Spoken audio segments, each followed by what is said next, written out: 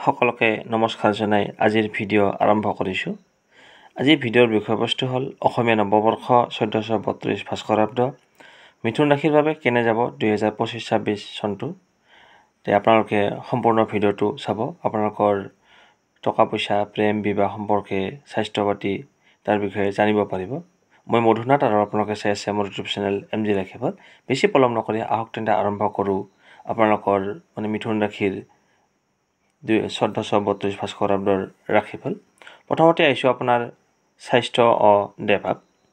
মিথুন ৰাশিৰ ৰেখাধিপতি গ্ৰহটো হ'ল বুধ গ্ৰহ। দশম স্থানত বুধ নিচস্ত হৈ বছৰৰ আৰম্ভণি কালত অৱস্থান কৰাত বছৰৰ আৰম্ভণিতে মিথুন ৰাশিৰ ব্যক্তিসকলৰ স্বাস্থ্য আৰু দেহভাৱ অতি শুভ হ'ব। পুৰণি ৰোগ নিৰ্মূল হ'ব। উচ্চ ৰক্তচাপৰ হ্ৰাস, মধুমেহ ৰোগ নিয়ন্ত্ৰণাধীন অৱস্থাত উপনীত হ'ব। 18 বহাগৰ পৰা মনত ভয়ভাৱ আহিব। 1 আহিনৰ পৰা শুভ হ'ব। আপোনালোকৰ স্বাস্থ্যৰ বিষয়ে শুনিলে। এতিয়া আহিছোঁ আপোনাৰ ধনস্থান। বছৰৰ আৰম্ভণিতে মিথুন ৰাশিৰ ব্যক্তিসকলৰ ধনস্থানত নিচস্ত মংগলৰ প্ৰভাৱত অশুভ প্ৰভাৱ পৰিব। পাবলগীয়া ধন হাতলৈ নাহিব। নিজৰ পৈতৃক সম্পত্তিৰ বাবে অশুভ সময়। বিভিন্ন কামত ধনৰ অপচয় ঘটিব। 1 আহাৰৰ পৰা মংগলৰ প্ৰভাৱ শুভ হ'ব আৰু 1 আহিনৰ পৰা ধনস্থান অতি শুভ হ'ব। তাৰপিছত আহিছোঁ ব্যৱসায় বাণিজ্য।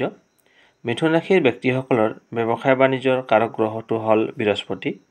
বছৰৰ আৰম্ভণি কালত গুৰু বৃহস্পতি মিথুন ৰাশিৰ দ্বাদশত অৱস্থান কৰাত অতি অশুভ প্ৰভাৱ পৰিব। মনত কষ্ট, ৰাজভয়, চোৰৰ ভয়, বিবাহত বাধা, উদ্যোগত ক্ষতি আদি প্ৰভাৱ পৰিব। 28 বহাগৰ পৰা বৃহস্পতি মিথুন ৰাশিলৈ গমন কৰাত ব্যৱসায় বাণিজ্যৰ ক্ষেত্ৰত শুভ ফল আহিব। এতিয়া আহিছোঁ ছাত্ৰ ছাত্ৰীসকলৰ বাবে বিদ্যাস্থান। বুধ গ্ৰহ হ'ল মিথুন ৰাশিৰ ব্যক্তিৰ বাবে বিদ্যাকাৰক গ্ৰহ। বছৰৰ আৰম্ভণি কালত বুধ কৰ্মস্থানত নিচস্ত ভাৱত থকাত অশুভ প্ৰভাৱ আহিব। 15 বহাগৰ পৰা বুধৰ প্ৰভাৱ শুভ ফল লাভ কৰিব। বিদ্যাস্থানত কেতু অৱস্থান কৰাত মিথুন ৰাশিৰ বিদ্যাৰ্থীৰ বাবে অতি অশুভ প্ৰভাৱ পৰিব। 14 আহাৰৰ পৰা কেতুৰ অশুভ প্ৰভাৱ আঁতৰিব আৰু বিভিন্ন বিভাগ যেনে সাহিত্য, পদাৰ্থ বিজ্ঞান, ৰসায়ন বিজ্ঞান, কৃষি, মেডিকেল আদিৰ বিদ্যাৰ্থীসকলে মনোযোগেৰে অধ্যয়ন কৰি সফলতাৰে আগবাঢ়িব পাৰিব। তাৰপিছত আপোনাৰ কৰ্মস্থান, চাকৰি। মিথুন ৰাশিৰ ব্যক্তিসকলৰ বাবে কৰ্মপতি গ্ৰহটো হ'ল বৃহস্পতি। বছৰৰ আৰম্ভণিতে কৰ্মপতি গ্ৰহ গুৰু বৃহস্পতি দ্বাদশ স্থানত থকাত অশুভ প্ৰভাৱ আহিব। অনবৰতে মনত ভয়ভাৱ, দুশ্চিন্তা, আত্মীয় কণ্ডল, ৰাজভয় থাকিব। 28 বহাগৰ পৰা বৃহস্পতিৰ প্ৰভাৱ শুভ হ'ব আৰু মিথুন ৰাশিৰ ব্যক্তিসকলৰ কৰ্মস্থান উন্নত হ'ব। 28 বহাগৰ পৰা নতুন নতুন বিভাগত কৰ্মপ্ৰাপ্তিৰ সূচনা ঘটিব। ৰাজনৈতিক বিত্ত বিভাগ, ট্ৰেজাৰী, বেংক, আদালত, কৃষি অনুদান আয়োগ আদি কৰ্মপ্ৰাপ্তি ঘটাৰ যোগ আহিব। তাৰপিছত হৈছে আপোনাৰ প্ৰেম, প্ৰণয় আৰু বিবাহ। মিথুন ৰাশিৰ সপ্তমপতি গ্ৰহ গুৰু বৃহস্পতি দ্বাদশ স্থানত অৱস্থান কৰাত বছৰৰ আৰম্ভণি কালত মিথুন ৰাশিৰ ব্যক্তিৰ বাবে প্ৰেম, প্ৰণয়, বিবাহৰ ক্ষেত্ৰত অশুভ প্ৰভাৱ আহিব। বিপৰীত লিংগৰ পৰা সমৰ্থন নাথাকিব। 28 বহাগৰ পৰা বৃহস্পতিৰ প্ৰভাৱ শুভ হ'ব আৰু প্ৰেম প্ৰণয়ৰ ক্ষেত্ৰত মিথুন ৰাশিৰ যুৱক যুৱতীয়ে আগবাঢ়িব পাৰিব। 28 বহাগৰ পিছত আপোনালোকৰ ভাল। বিপৰীত লিংগৰ পৰা পূৰ্ণ সহায় সহযোগিতা লাভ কৰিব। মিথুন ৰাশিৰ বিবাহযোগ্য যুৱক যুৱতীয়ে বিবাহৰ বাবে আগবাঢ়িব পাৰিব 28 বহাগৰ পিছত। এতিয়া আহিছোঁ আপোনাৰ পাৰিবাৰিক ক্ষেত্ৰ। বছৰৰ আৰম্ভণি কালত মিথুন ৰাশিৰ ব্যক্তিসকলৰ পাৰিবাৰিক ক্ষেত্ৰ শুভ বুলিব নোৱাৰি। ৰেখাধিপতি বুধ নিচস্ত ভাৱত আৰু সপ্তমপতি বৃহস্পতি দ্বাদশত থকাত অশুভ প্ৰভাৱ আহিব।